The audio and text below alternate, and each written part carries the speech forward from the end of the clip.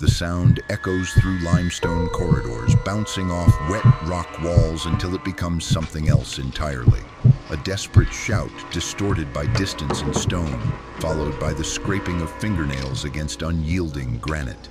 Then comes the whisper, barely audible above the constant drip of mountain water. The meat is fresh. This is not the story of a single night of horror in the Allegheny Mountains. This is the chronicle of the Harrow Mine Massacre, a decades-long secret that transformed West Virginia's most remote township into a hunting ground. Between 1890 and 1912, families sent their sons into those tunnels, chasing dreams of silver. What they found instead was a different kind of harvest entirely. Before we go on, tell me in the comments where you are watching from. If this is your first time here, subscribe, because the story I am about to tell goes beyond anything you can imagine. The official records speak of mining accidents, cave-ins, and the natural dangers of working underground. But for the families of the missing, the silence of the mountain was the loudest sound of all. What no one realized was that in the deepest shafts of Harrow Ridge, something was listening to every echo, waiting for the next voice to call out in the darkness. Harrow Ridge rises from the Allegheny Mountains like a broken tooth, its limestone face scarred by decades of failed ambition. In the 1870s, silver veins threading through the karst landscape promised fortunes to those willing to dig deep enough. By the 1890s, those promises had curdled into something else entirely. The township that grew around the mines bore the optimistic name of Harrow Ridge, population never exceeding 200 souls. Its main street consisted of a general store, a saloon that doubled as a boarding house, and a church whose bell tower could be heard echoing off the mountain walls for miles. The rest was scattered homesteads connected by muddy trails that became impassable during the spring thaw. What made Harrow Ridge different from other dying mining towns was its geography. The mountain was riddled with natural caves, fissures that connected to the man-made shafts in ways no surveyor ever properly mapped. Tunnels branched and twisted through the limestone, creating a subterranean maze where a wrong turn could mean wandering in circles until your lantern oil ran dry.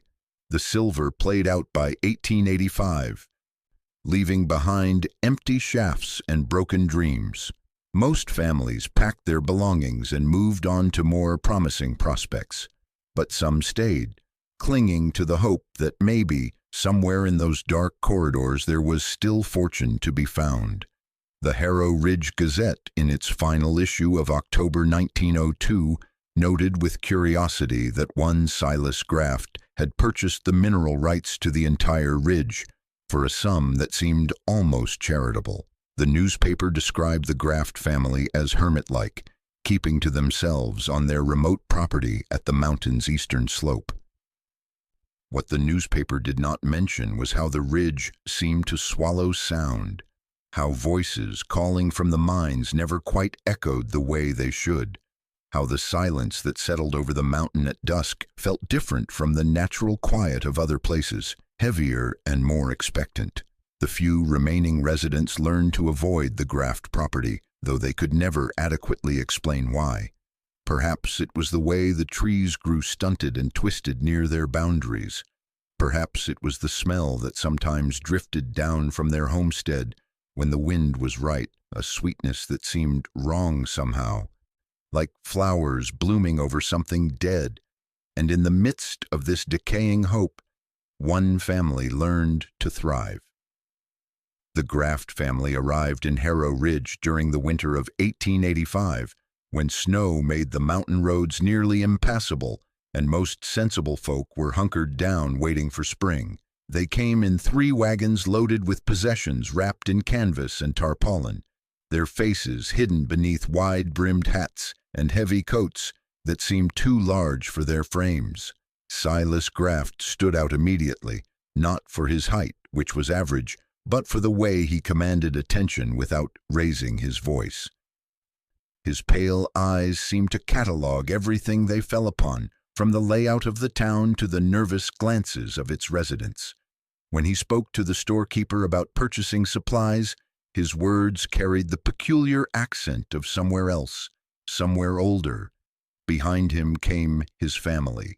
His wife, Martha, kept her face turned away from curious onlookers, but not before some noticed the unusual set to her jaw, the way one side of her mouth seemed permanently drawn downward. Their children ranged in age from perhaps 5 to 20, though their exact number seemed to shift depending on who was counting. Some neighbors swore they saw 6 children, others claimed 8. What everyone agreed upon was that something about the Graft children was not quite right. They moved with an odd, shuffling gait, keeping close to their parents like pack animals seeking protection. The few times they were glimpsed in daylight, their features seemed somehow unfinished, as if God had grown weary while shaping them and left the work incomplete.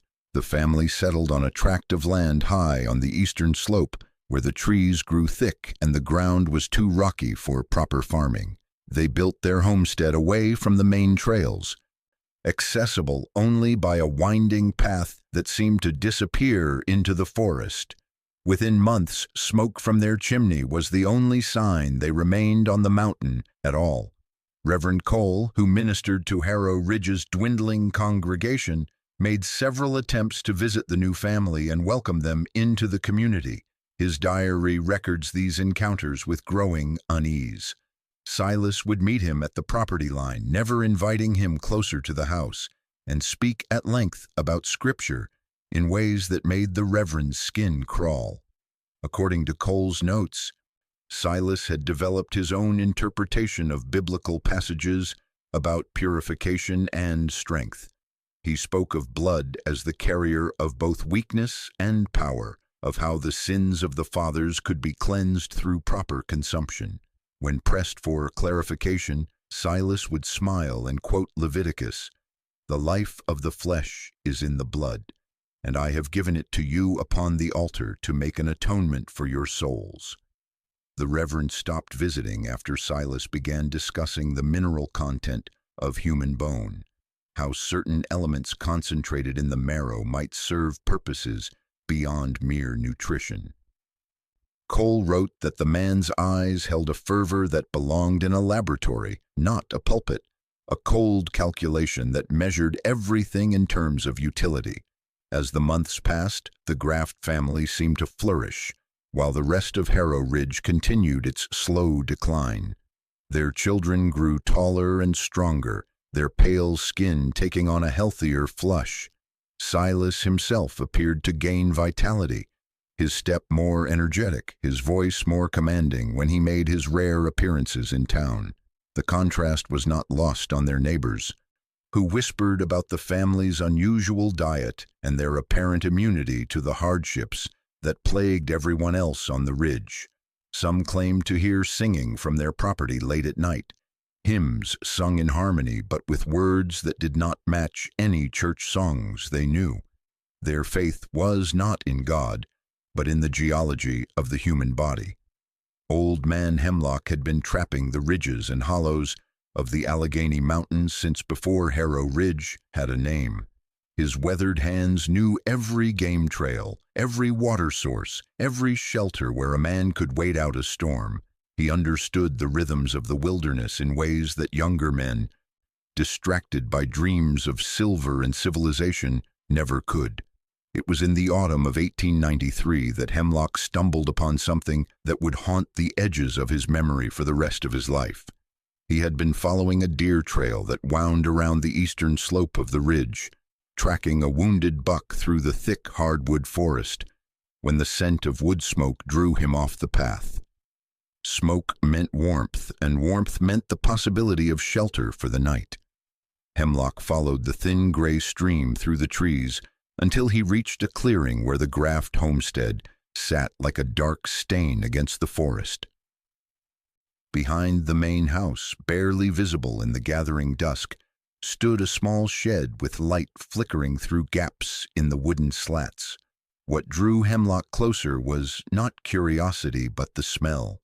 beneath the ordinary scents of burning wood and autumn leaves lay something else, something that made his hunter's instincts prickle with unease. It was the metallic tang of fresh blood, but wrong somehow, too sweet and too strong. Through a crack in the shed wall, Hemlock glimpsed the interior.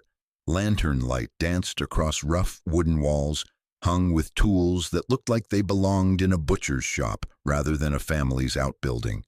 Meat hooks dangled from the rafters, and on a long table in the center of the space, something pale was stretched out beneath a canvas tarp. Two figures moved around the table with the practiced efficiency of people who had done this work many times before. Silas Graft stood at the head of the table, his sleeves rolled up to his elbows, while one of his sons, a hulking young man with a twisted spine, worked at the other end. They spoke in low voices, their words too muffled for Hemlock to understand, but their tone was reverent, almost ceremonial. What made Hemlock's blood run cold was not the butchering itself, but the shape beneath the tarp. He had dressed enough deer to know the proportions of various animals, the way a carcass lay on a table, the relationship between head and limbs and torso. What he saw through that crack in the wall had proportions that belonged to no four-legged creature. As he watched, frozen with a horror he could not yet name, Silas pulled back a corner of the tarp. For just a moment, illuminated by the wavering lantern light, Hemlock saw what lay beneath. A pale human hand, the fingers slightly curved as if reaching for something just beyond grasp. He stumbled backward from the shed, his heart hammering against his ribs, and crashed through the underbrush in his desperate flight from the clearing. Behind him, he heard voices calling out in alarm, but he did not stop running until he reached his own cabin 5 miles away. For weeks afterward, Hemlock told himself he had been mistaken. The light had been poor, his angle limited. What he had seen could have been a deer with unusual coloring, or perhaps a large dog. The mind played tricks in uncertain light, especially when a man was tired and alone. But deep in his hunter's soul, he knew the truth. He had seen the Grafts processing something that had once walked upright, something that had possessed the hands and limbs and torso of a person. The knowledge sat in his stomach like a stone, growing heavier with each passing day. When Sheriff Crow began keeping his ledger of missing persons, Hemlock would sometimes study the names and wonder if he had glimpsed their final moments through that crack in the shed wall. But he never spoke of what he had seen. Not until desperation and circumstance finally forced the words from his lips, nearly 20 years later. The truth was there to be seen, but the will to see it was not. The Graft family's method was as elegant as it was horrific. They understood that desperate men made careless decisions, and the dying mining town of Harrow Ridge provided a steady supply of both desperation and isolation. Their hunting ground was not the forest or the mountainside, but the fragile hopes of those who still believed fortune might be carved from stone. Silas would appear in town perhaps once every few months, timing his visits to coincide with the arrival of drifters or fortune seekers drawn by persistent rumors of untapped silver veins. He possessed an uncanny ability to identify the most vulnerable prospects. Men whose eyes held that particular combination of ambition and need that made them willing to take extraordinary risks. The patriarch would position himself at the saloon's bar, nursing a whiskey and speaking just loudly enough for others to overhear his carefully crafted complaints. His family, he would lament to anyone within earshot, lacked the manpower to properly work a rich vein they had discovered deep in their section of the mountain. The ore samples he carried were genuine silver, though he never mentioned they had been purchased from a dealer in Charleston rather than extracted from Harrow Ridge. When a potential victim showed interest, Silas would reluctantly allow himself to be drawn into conversation. He played the role of the beleaguered mountain man perfectly, expressing frustration at his family's inability to capitalize on their good fortune. The silver was there, he would insist, but the shaft required 2 men to work safely, and his sons were needed for other tasks around the homestead. The partnership he offered seemed reasonable, even generous. The outsider would provide the additional labor needed to extract the ore, and in return would receive a full third of whatever they recovered. Silas would provide maps, tools, and provisions. All the partner needed to bring was enthusiasm and a strong back. Thomas Pope's final letter to his brother captures the excitement such an offer could generate. Written in September of 1912, the letter practically vibrates with anticipation. Thomas describes Silas as a godsend, a man whose honesty and desperation to work his claim promised to transform both their fortunes. He speaks of silver samples that made his eyes water with their purity, and of maps showing veins that twisted deep into the mountain's heart. What Thomas could not have known was that the maps were deliberate fabrications, carefully designed to lead him away from any established trails and deeper into the mountain's most treacherous passages. The mine shafts marked as the richest were actually dead ends, places where a man could become hopelessly lost while his lamp oil slowly burned away. The Harrow mine map found among Thomas Pope's possessions after his disappearance shows the meticulous care that went into this deception. False passages branch off in directions that would confuse even experienced miners, while the actual paths that led back to safety are either omitted entirely or marked as dangerous areas to be avoided. Silas understood that the key to successful predation was patience. He would not simply murder his victims outright, but would allow the mountain itself to weaken them first. Lost in the maze of tunnels, growing desperate as their supplies dwindled, the victims would become increasingly vulnerable to whatever horrors awaited them in the depths. The beauty of the system was its built-in deniability. When families inquired about their missing relatives, Silas could truthfully state that the men had entered the mines of their own free will, carrying maps and provisions. If they never returned, well, mining was dangerous work, and the mountain claimed many lives through accident and misadventure.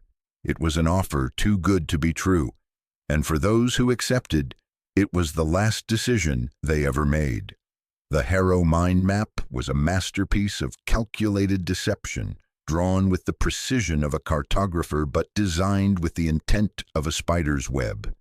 Each false tunnel had been carefully surveyed by the Graft family over years of patient exploration, creating a labyrinth that would disorient even experienced miners while providing the family with countless opportunities to observe and approach their prey. The map itself bore all the hallmarks of professional surveying work. Compass bearings were marked with mathematical precision, elevation changes noted in careful script, and ore samples documented with the kind of detail that would convince even skeptical investors. But beneath this veneer of legitimacy lay a geography of nightmare, designed to transform the mountain's natural cave system into an inescapable trap. When a victim entered the mines following Silas's fabricated map, they would initially find exactly what they had been promised. The first few hundred feet of tunnel matched the chart perfectly, complete with genuine silver deposits that sparkled enticingly in the lamplight. These samples, carefully planted by the family, would validate every promise Silas had made about the claim's potential. This initial success would build confidence, encouraging the victim to venture deeper into the mountain's embrace. The psychological manipulation began immediately. The victim would find evidence of previous mining efforts, tools left behind in strategic locations, and even crude shelters that suggested other miners had worked these tunnels recently. In reality, these were props in an elaborate stage production, designed to make the victim believe they were following in the footsteps of successful prospectors rather than walking into a carefully prepared ambush. But as the hours passed and the victim followed the map's directions, The passages would begin to branch and twist in ways that seemed increasingly wrong. Tunnels that should have led toward the richest veins instead curved back on themselves, creating endless loops that consumed precious lamp oil without bringing the searcher any closer to their goal. The victim would begin to suspect errors in the map, but by then they were already too deep in the system to retrace their steps with confidence.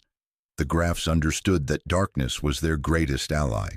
They had spent decades learning every inch of the mine system, developing an almost supernatural ability to navigate the tunnels without light. While their victims stumbled through the blackness with failing lamps, the family could move through their territory as silently as shadows, always staying just beyond the reach of whatever illumination remained. Each member of the family had specialized roles in the hunt. Silas served as the orchestrator, positioning himself where he could observe the victim's progress and coordinate the family's movements. His sons would take positions at key choke points throughout the tunnel system, ready to trigger rock slides or create diversions as needed. Even the younger children participated, their small size allowing them to move through narrow passages and spy on their prey from unexpected angles. What made their system particularly insidious was the way they would use sound to manipulate their prey. A victim lost in the tunnels would hear the distant echo of pickaxe against stone, seeming to come from the direction that promised escape.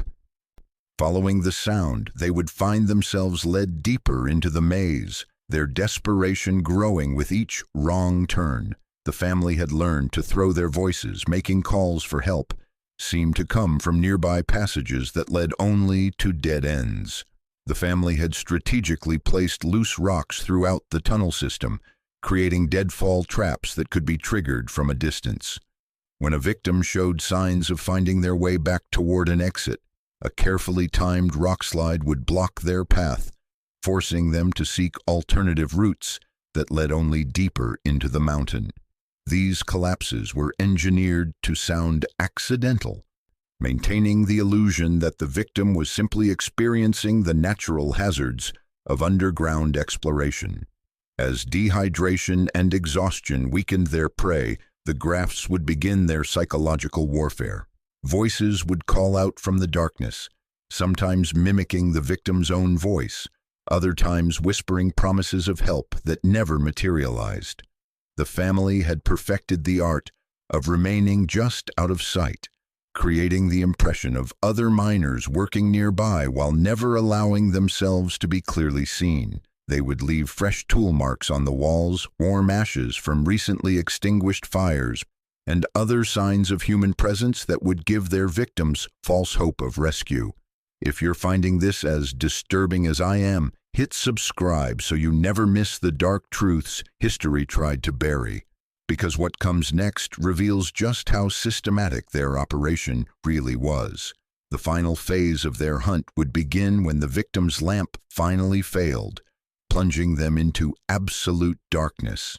In that moment of total vulnerability, the family would close in, their pale forms moving through the tunnels with the confidence of creatures born to darkness. They would not kill immediately, but would instead drive their prey toward a specific chamber deep in the mine, a place they had prepared for the final act of their twisted ritual. This chamber, carved from the mountain's limestone heart, served as both slaughterhouse and storage facility. The walls were lined with hooks and chains salvaged from the mining equipment left behind by previous operations. Tables made from rough planks provided surfaces for the butchery that would follow, while stone shelves held the tools necessary for their grisly work. The bills of sale found later would reveal the industrial scale of their operation. Hundreds of pounds of salt, purchased in quantities that no normal family could possibly need. Barrels of lye for preservation, butcher's saws and knives ordered from suppliers in distant cities to avoid arousing local suspicion. Everything necessary to transform human bodies into something that could be stored and consumed over months or even years. The mine wasn't a place of work, it was a larder. Elias Pope received his brother's final letter on a crisp October morning in 1912, the envelope bearing the postmark of Harrow Ridge and carrying with it the scent of mountain air and wood smoke. Thomas had always been the dreamer of the family, chasing rumors of easy fortune with the enthusiasm of a man who believed luck was simply a matter of timing. The letter practically vibrated with excitement. Thomas wrote of meeting Silas Graft, a local patriarch who had discovered silver deposits so rich they made his previous finds look like fool's gold. The partnership Graft offered seemed almost too generous, a full third of whatever they extracted in exchange for Thomas's labor. Most compelling were the samples Graft had shown him, nuggets of silver so pure they seemed to glow in the lamplight. Elias, a trained geologist working for a survey company in Charleston, felt the familiar mixture of concern and exasperation that Thomas's schemes always provoked. His younger brother possessed an unfortunate combination of optimism and inexperience that had led him into questionable ventures before, but the technical details in the letter suggested Thomas had done his research this time, describing geological formations with unusual precision. When 2 weeks passed without further correspondence, Elias began to worry. Thomas was not secretive about his successes. A find as significant as the one described would have prompted daily updates, detailed reports, and probably requests for additional investment capital. The silence stretched from days into weeks, and still no word came from Harrow Ridge. By late October, Elias could no longer ignore the growing certainty that something had gone terribly wrong. He requested leave from his position, packed his surveying equipment, and boarded the narrow-gauge railroad that wound through the Allegheny Mountains toward Harrow Ridge. The journey took 2 days, crossing valleys where autumn mist clung to the hillsides like smoke from some vast hidden fire. His first impression of Harrow Ridge was of a town in the final stages of decay. Buildings stood empty with broken windows staring like blind eyes, and the few residents he encountered moved with the careful deliberation of people who had learned to avoid drawing attention to themselves. The general store was run by a nervous man who claimed to remember Thomas but insisted he had left town weeks ago. Sheriff Jeremiah Crow proved even less helpful. A heavy-set man with tired eyes, Crow listened to Elias's concerns with practiced indifference. Missing persons were common in mining country, he explained. Men came and went like the seasons, chasing rumors and dreams that usually led nowhere. When Elias pressed for details about his brother's disappearance, Crow consulted a ledger that contained more names than any town the size of Harrow Ridge should have produced. Thomas Pope was listed among the missing, along with dates and brief descriptions that told a story of systematic vanishing. The entries went back years, documenting the disappearances of dozens of men who had come seeking fortune and simply never returned. The sheriff's attitude toward these disappearances was one of resigned acceptance. Mining was dangerous work, he repeated, like a mantra. The mountain claimed lives through cave-ins, gas pockets, and simple human error. Their bodies were probably still down there somewhere, buried under tons of rock or lost in the maze of abandoned shafts. But Elias noticed something troubling in the ledger's entries. Too many of the missing had last been seen heading toward the eastern slope of the ridge, toward the property owned by the Graft family. When he mentioned this pattern to Sheriff Crow, the man's demeanor shifted subtly, his eyes taking on a guarded quality that suggested he was not as ignorant as he pretended. It was Old Man Hemlock who finally provided the key to understanding what had happened to Thomas and the others. Elias found the trapper at a tavern on the outskirts of town, a grizzled mountain man who seemed to exist on the periphery of the community's collective consciousness. Hemlock had been drinking steadily, but his eyes remained sharp as he studied Elias across the scarred wooden table. The story Hemlock told was fragmented and disturbing. delivered in whispers that barely carried above the sound of wind rattling the tavern's windows. He spoke of glimpsing something through the walls of a shed on the Graft property, something that had haunted his dreams for nearly 20 years. The details were horrific enough to make Elias question the old man's sanity, but the fear in Hemlock's eyes was genuine and immediate. Elias Pope realized he wouldn't find help in this town. He would have to become it. Armed with Hemlock's fragmented testimony and his own growing certainty that the official explanations were lies, Elias Pope returned to Sheriff Crow's office with renewed determination. This time, however, he did not come alone. Word of his investigation had spread through Harrow Ridge, and several men whose relatives had vanished approached him with offers of support. The group that assembled outside the sheriff's office consisted of 5 men united by loss and suspicion. Besides Elias, there was Marcus Webb, whose younger brother had disappeared 3 years earlier while prospecting on the eastern slope. James Morrison had lost a cousin to the mines in 1908. Samuel Tucker's business partner had vanished the previous spring.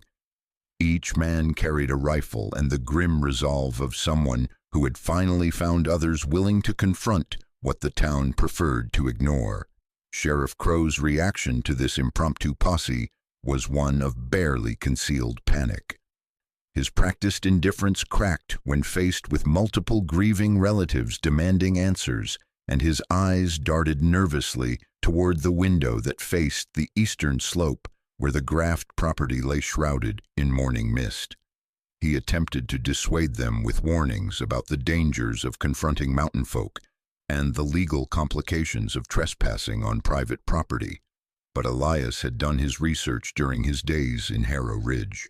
He had studied the land records and discovered discrepancies in the Graft family's story. More importantly, he had found evidence that several of the missing men had purchased excessive provisions in town immediately before their disappearances, far more than would be needed for simple day work in the mines. When Crow continued to resist organizing an official search, Elias played his final card. He revealed that he had already sent detailed letters to state authorities in Charleston, documenting the pattern of disappearances and the sheriff's unwillingness to investigate.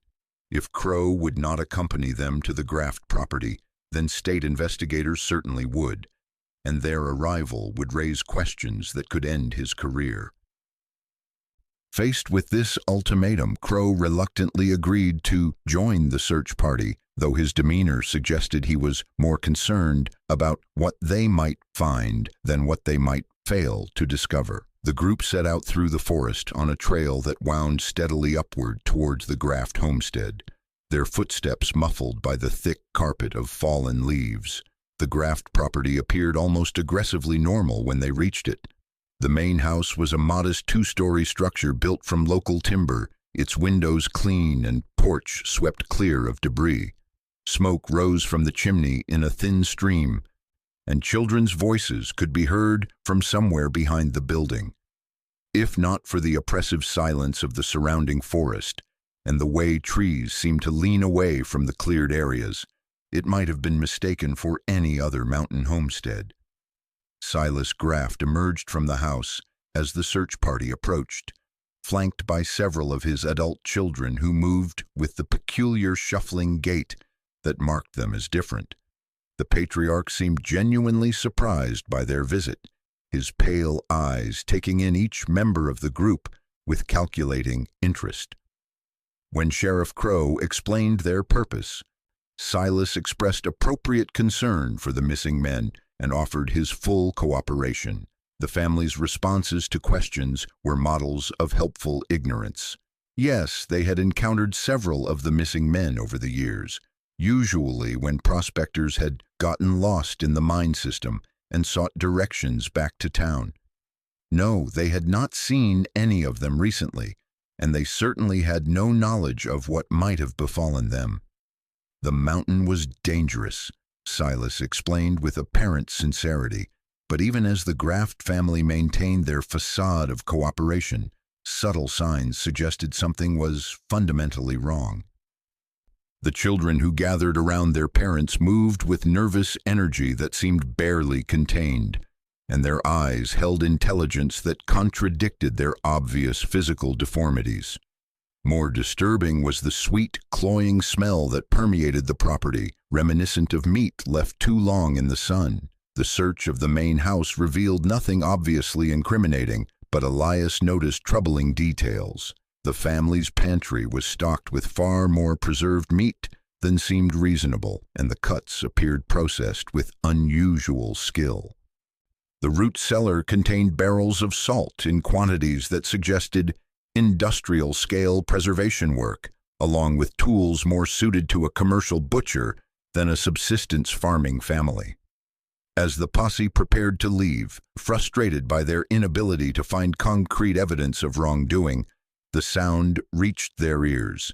Faint and muffled, seeming to come from somewhere beneath their feet, was the unmistakable sound of human distress, a voice barely audible through earth and stone, calling for help with desperate urgency. As the posse turned to leave, empty-handed, a faint, muffled cry echoed from the ground beneath their feet. The sound that had frozen the search party in their tracks came again, weaker this time, but unmistakably human. A voice calling from somewhere beneath the earth, muffled by stone and soil, but carrying the desperate urgency of someone who had been crying for help far longer than any person should have to endure. The members of the posse exchanged glances that mixed horror with grim validation, each man recognizing that they had finally found proof of what they had suspected but feared to believe. Sheriff Crow's face had gone pale as parchment, his earlier reluctance now transformed into something approaching terror. He began backing away from the source of the sound, muttering about the need to return to town and organize a proper investigation with additional men and equipment. But Elias Pope stepped forward, his geologist's training helping him identify the approximate location from which the cries were emanating. The voice seemed to be coming from an area near the family's root cellar, but deeper underground than the storage space they had already searched. Elias knelt and pressed his ear to the ground, trying to determine whether there might be a hidden entrance or perhaps a natural cave system that connected to the cellar. The soil felt soft beneath his hands, as if it had been recently disturbed, and when he scraped away the top layer of earth, he revealed wooden planks that had been covered with dirt and leaves to disguise their presence. The concealed entrance, when fully uncovered, proved to be a trapdoor secured with a heavy iron lock that bore the marks of frequent use. The wood around the lock showed scratches and gouges that suggested desperate attempts to escape from within, and dark stains on the planks spoke to horrors that the posse was only beginning to comprehend. When Marcus Webb applied his rifle butt to the lock, it broke away with surprising ease, revealing a ladder that descended into absolute darkness. The chamber below the trapdoor was larger than any root cellar had a right to be, carved directly into the limestone bedrock with the precision of professional miners. Lantern light revealed a space that extended far beyond what their illumination could reach, with passages branching off in multiple directions like the tentacles of some underground creature. But it was what occupied the main chamber that made several members of the posse turn away in revulsion.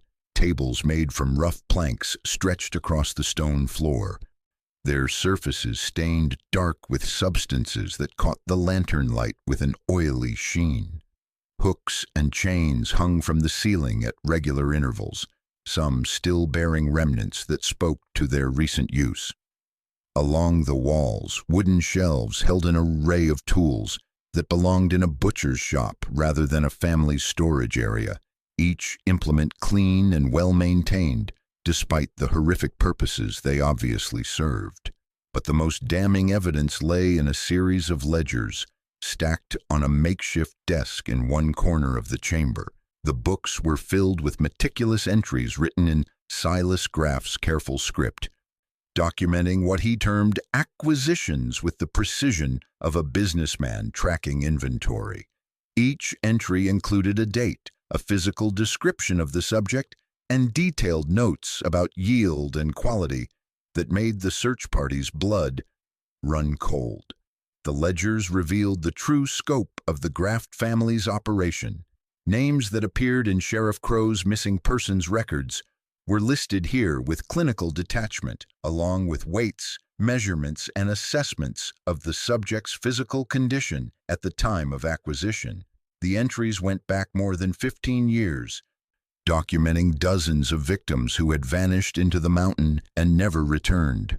Most disturbing were the notations that accompanied each entry, describing the family's belief that consuming their victims would provide medicinal benefits to counteract their genetic afflictions. Silas had developed an elaborate theory about the mineral content of human tissue, convinced that people who had spent time working in the silver mines would have absorbed enough precious metals to make their flesh therapeutically valuable. The bills of sale they discovered provided additional evidence of the industrial scale of the family's activities. Orders for salt, lye, and preservation chemicals in quantities that no normal household could justify were documented with receipts and delivery records. Butchers' tools, specialized knives, and meat processing equipment had been purchased from suppliers across 3 states. Each order carefully spaced to avoid drawing attention from any single vendor. As the search party documented the contents of the chamber, the voice they had heard earlier had grown silent. A thorough search of the connecting passages revealed several smaller rooms that had obviously served as holding cells, their walls scratched with the desperate markings of people who had known their fate and tried futilely to escape it. In one of these chambers, they found evidence that someone had been held recently, though whether that person was still alive remained horribly uncertain. The numbers were in, and they pointed to a hunger that could not be explained by any normal appetite. The discovery of the underground chamber had transformed the search party from investigators into something approaching an armed mob. The evidence they had uncovered was so overwhelming that any pretense of legal procedure evaporated in the face of raw, visceral outrage. Sheriff Crow made a half-hearted attempt to restore order by suggesting they return to town and organize a proper arrest, but his words fell on deaf ears. The Graft family, meanwhile, had not been idle during the search party's underground exploration. When the posse emerged from the hidden chamber, they found the homestead apparently deserted, its windows dark and doors standing open to reveal empty rooms. The silence that had settled over the property carried with it the weight of sudden abandonment and the lingering sense that they were being watched from the surrounding forest. Elias Pope, his training as a geologist giving him insight into the mountain's geography, realized immediately what had happened. The Graft family possessed intimate knowledge of the mine system that honeycombed the ridge, and they had almost certainly retreated into those tunnels when they realized their secret had been discovered. The underground network provided them with countless hiding places and multiple escape routes, transforming what should have been a simple arrest into a deadly game played out in absolute darkness. The posse's lanterns cast dancing shadows as they made their way toward the nearest mine entrance, their boots crunching through fallen leaves with a sound that seemed unnaturally loud in the mountain silence. Each man carried a rifle and as much lamp oil as he could manage, though they understood their supplies would be pitifully inadequate for any extended pursuit through the maze of abandoned shafts. The mine entrance they chose was one of the larger openings, a portal carved into the mountainside that exhaled cold, damp air carrying the scent of limestone and something organic and unpleasant that made them think of the chamber they had just left. The wooden supports showed dark stains that suggested they had been used for purposes beyond simple mining operations. As they descended into the mountain's depths, the temperature dropped noticeably, and their breath began to mist in the lantern light. The main shaft quickly branched into narrower passages that would force them to split up if they hoped to cover significant territory. The walls showed marks of both human tools and natural water erosion, creating a disorienting maze where man-made tunnels intersected with caves that had existed for millennia. The first sign that they were not alone came after perhaps 20 minutes of walking. A sound echoed through the tunnels, barely audible above their footsteps, but unmistakably human. It might have been a cough or whispered conversation, but it came from somewhere ahead in the darkness, just beyond their lantern light. When they stopped to listen, the sound was not repeated. The psychological pressure began to take its toll immediately. The absolute darkness beyond their small circles of light seemed to press against them with physical weight, and more than once one of the men would spin around, convinced he had heard footsteps following. The echoes created by their movements distorted sound in ways that made it impossible to determine direction or distance. Samuel Tucker first reported seeing something moving in the darkness ahead, a pale shape that seemed to drift across the tunnel just at the edge of the lantern light, too quick to be clearly identified but unmistakably present. When the others turned their lights toward the spot, they found only empty tunnel, but the walls showed signs of recent passage. The attack, when it came, was not the direct confrontation they expected, but something far more terrifying. James Morrison's lantern suddenly went out, plunging his section into absolute darkness. In the confusion that followed, they heard sounds of struggle, Morrison's voice calling out in alarm, then a heavy impact that might have been a body hitting stone. When they reached the spot where he had been walking, they found his extinguished lantern and rifle. But Morrison himself had vanished. The hunt had become a rout. Shots were fired at shadows that might have been human figures or tricks of light. Voices called out from the darkness, sometimes pleading for help in tones that sounded like the missing Morrison, other times whispering threats in accents that belonged to no human throat. When the echoes faded, the grafts were gone, vanished into the deepest black, leaving only one soul behind. The soul they found waiting for them in the abandoned homestead was not what any of them had expected. In the front room of the graft house, seated in a child-sized rocking chair, was a girl who appeared to be perhaps 10 years old.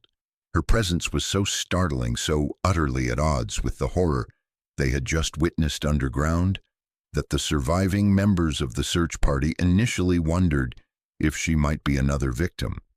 But as they approached her with lanterns raised, the truth became apparent with sickening clarity. The child bore the unmistakable marks of the graft bloodline, her features twisted by the same genetic afflictions that had marked her relatives. One side of her face was significantly smaller than the other, creating an asymmetrical appearance that was disturbing to look upon. Her left arm ended not in a hand, but in a cluster of fused fingers. What was most unnerving about the child was not her physical deformities, but her demeanor. She showed no fear of the armed men who surrounded her, no distress at being apparently abandoned by her family. Instead, she regarded them with calm, intelligent eyes that seemed far older than her apparent age, and when she spoke, her voice carried the measured cadence of someone who had been expecting this moment. Her name, she explained with eerie composure, was Mary Alice Graft, and she was the youngest daughter of Silas and Martha.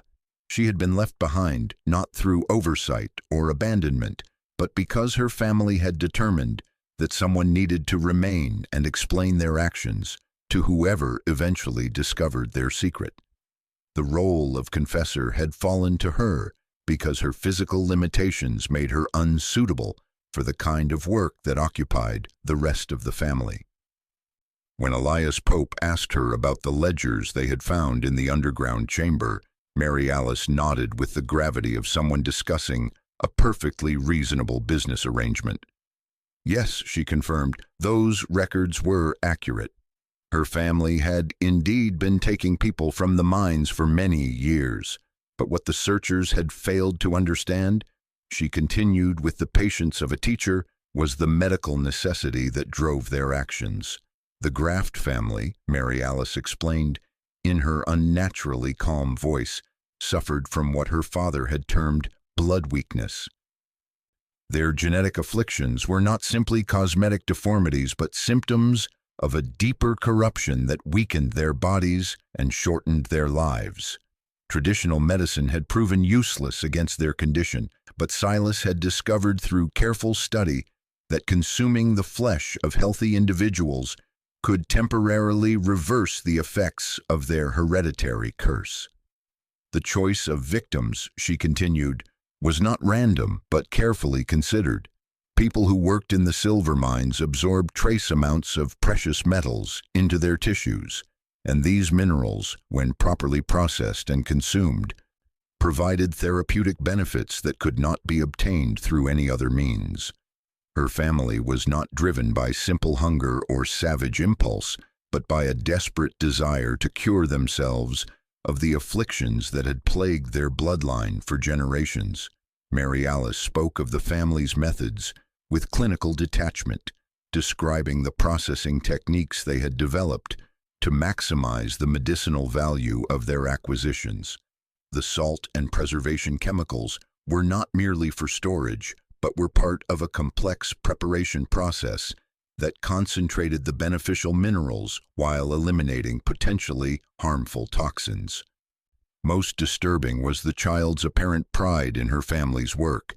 She spoke of their achievements with the enthusiasm of someone describing a successful medical practice, noting improvements in the family's health and vitality that had resulted from their systematic consumption of specially prepared human tissue. The twisted reasoning behind their actions was presented as enlightened scientific inquiry. When Marcus Webb, his voice shaking with outrage, demanded to know how many people the family had killed, Mary Alice corrected him with pedantic precision. They had not killed anyone, she explained, but had rather provided a merciful end to individuals who were already doomed by their own poor judgment and inadequate preparation for mountain conditions. The family simply accelerated natural processes while ensuring that the victims' deaths served a beneficial medical purpose. The monster was not born of hunger, but of hope. The surviving members of the search party emerged from their encounter with Mary Alice Graft, profoundly changed, carrying knowledge that no human being should have to bear. The child's calm confession had reframed everything they had discovered, transforming what they had initially perceived as savage brutality into something far more disturbing, a systematic medical practice based on twisted logic and desperate hope. Sheriff Crow made one final attempt to restore legal procedure to the situation. He spoke of taking Mary Alice into protective custody, of organizing a manhunt for the escaped family members, of contacting state authorities. But his words carried no conviction, and the other men could see in his eyes the same terrible understanding that had settled over all of them. The truth was that the Graft family had vanished into a labyrinth they knew better than any living person, an underground world where they could survive indefinitely while remaining beyond the reach of conventional law enforcement. Any attempt to pursue them would likely result in more deaths, more victims added to the ledgers that documented decades of systematic horror. It was Elias Pope who first voiced what they were all thinking, his geologist's understanding lending authority to his words. The mine system was too extensive and too dangerous for any meaningful search effort. The family had prepared for this eventuality, stockpiling supplies in hidden chambers and establishing escape routes. They could remain hidden for years, emerging only when they needed to add to their grisly collection. The solution, when it came, was as brutal as it was final. The search party had brought dynamite, originally intended for clearing potential cave-ins. Now that explosive would serve a very different purpose, sealing the known entrances to the mine system and trapping the Graft family in the darkness they had made their domain. Marcus Webb raised the obvious objection, pointing out that they would be condemning the family members to death by starvation or suffocation. But Samuel Tucker, his voice hard with memory of his missing business partner, reminded the group that the Graffs had already demonstrated their willingness to survive by consuming human flesh. If left alive in the tunnels, they would eventually find ways to continue their predation. The work began immediately, with the men positioning charges at the 3 largest mine entrances they could locate. The explosives were placed with care, designed not simply to collapse the immediate openings, but to bring down substantial sections of the surrounding rock face, creating barriers that would be impossible to clear without heavy equipment. Mary Alice Graff watched the preparations with the same eerie calm she had displayed throughout her confession. When Elias asked if she understood what they were doing, she nodded with apparent resignation, explaining that her father had always known this day might come. The family had discussed the possibility of being sealed into their domain. The first explosion shook the mountain like an earthquake, sending a plume of dust and debris high into the air and triggering rock slides that continued for several minutes. The sound echoed off the surrounding peaks with such force that birds took flight from trees miles away, and the few remaining residents of Harrow Ridge would later claim they felt the vibrations in their bones. The second and third explosions followed in quick succession, each one sealing another avenue of escape and adding tons of rubble to the barriers that now stood between the Graff family and the outside world. When the dust finally settled, the eastern slope of the ridge looked as if it had been scarred by some tremendous natural disaster. Sheriff Crow made the final entry in his ledger that evening, writing that the missing persons cases had been resolved through mining accidents and that the dangerous shafts had been permanently sealed for public safety. The official record would show no mention of the Graff family, only a bureaucratic notation that the matter had been handled according to proper procedures. The mountain was silent again, its terrible secret buried under tons of rock and a town's willing amnesia. The official silence that settled over Harrow Ridge in the autumn of 1912 proved remarkably durable, surviving decades of social change and modern curiosity. The few residents who remained in the dying township carried their secrets to their graves, and the sealed mine entrances gradually disappeared beneath layers of vegetation and mountain weather. By the 1930s, most maps no longer showed Harrow Ridge at all, but secrets buried in stone and earth have a way of calling to those who seek them.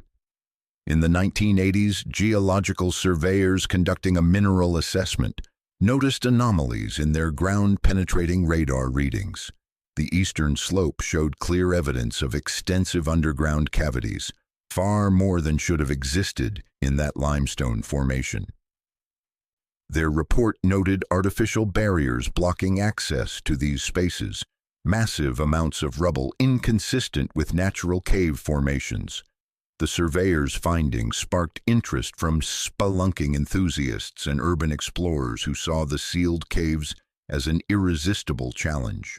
Several unauthorized expeditions attempted to breach the dynamite-created barriers during the 1990s, using everything from hand tools to portable drilling equipment. Most efforts ended in failure, the barriers proving far more extensive than anyone had anticipated. However, a few determined individuals managed to create small openings, gaps just large enough for a single person to squeeze through into the darkness beyond. What they found in those brief glimpses was disturbing enough that most never spoke publicly about their experiences. Online forums began circulating rumors about strange discoveries in the Harrow Ridge caves, stories usually dismissed as internet folklore but containing enough specific details to suggest some basis in reality. The most documented modern incident occurred in 2007 when experienced cave explorers from the University of Charleston organized an official expedition to investigate the geological anomalies. They had obtained proper permits and brought professional equipment, including advanced lighting systems and communication devices. The expedition's leader, Dr. Sarah Mitchell, kept detailed logs of their progress as they worked to expand one of the narrow openings. Her notes describe discovering artificial barriers composed of dynamite-shattered rock mixed with deliberately placed rubble. When the team finally broke through into the cave system beyond, Dr. Mitchell's logs took on a noticeably different tone. The spaces they entered showed clear signs of human habitation, including carved chambers, artificial drainage systems, and storage areas hewn directly from living rock. More disturbing were the tools and furniture they discovered, items that seemed to date from the early 20th century, but had been preserved by the cave's stable environment. The expedition was cut short when one team member became violently ill after entering what appeared to be a workshop area deep in the cave system. Dr. Mitchell's final log entry describes finding metal implements and wooden tables that bore dark stains resistant to cleaning attempts. Following their return, Dr. Mitchell submitted a formal report recommending that the caves remain permanently sealed and that the entire area be designated as hazardous to human exploration. The state responded by installing heavy steel barriers over known access points and posting warning signs citing danger from unstable rock formations. Modern technology has only added to the intrigue surrounding Harrow Ridge. Satellite imagery clearly shows the scars left by the dynamite blasts of 1912, and thermal imaging has detected temperature variations that suggest extensive underground spaces remain connected to the surface through unknown pathways. Some believe the mountain is still hungry. In the end, we are left with questions that have no comfortable answers, truths that resist the neat categorization our modern minds demand. The story of the Graft family forces us to confront the most disturbing aspects of human nature, the ways in which desperation and isolation can transform ordinary people into something monstrous. The ledgers found in that underground chamber tell us with mathematical precision how many lives were taken, how many families were left to wonder what became of their missing relatives. The bills of sale document the industrial scale of the operation, the careful planning that went into transforming human beings into a commodity for consumption. These facts are beyond dispute, carved in ink and preserved in the mountain's cold embrace. But the motivations behind these acts remain frustratingly elusive. Did Silas Graft and his family truly believe in the medical efficacy of their cannibalistic practices, or was their elaborate theory of mineral absorption simply a rationalization for acts they knew to be evil? The calm conviction with which young Mary Alice described her family's work suggests genuine faith in their twisted science, but faith and delusion often wear identical faces. Perhaps the truth lies somewhere between belief and opportunism, in that gray space where desperate people convince themselves that their actions serve a higher purpose. The Graft family's genetic afflictions were real enough, their physical deformities a constant reminder of their difference from the normal world. In their mountain isolation, they may have genuinely believed they had discovered a cure the outside world was too narrow-minded to accept. What we can say with certainty is that the Graft family's crimes were not the product of sudden madness, but of a systematic worldview that reduced other human beings to their component parts. They created an entire philosophy around their predation, complete with medical justifications and operational procedures that treated murder as therapy. The mountain keeps its secrets well, but the evidence that remains tells a story of calculated horror that spanned decades. The sealed entrances to the mine system stand as monuments to a community's collective decision that some truths are too dangerous to pursue. Subscribe if these forgotten truths fascinate you as much as they haunt me, because history's darkest chapters often hide in the most remote places, waiting for someone brave enough to bring them to light. The only truth that remains is that people went into the mountain, and the mountain, one way or another, kept them.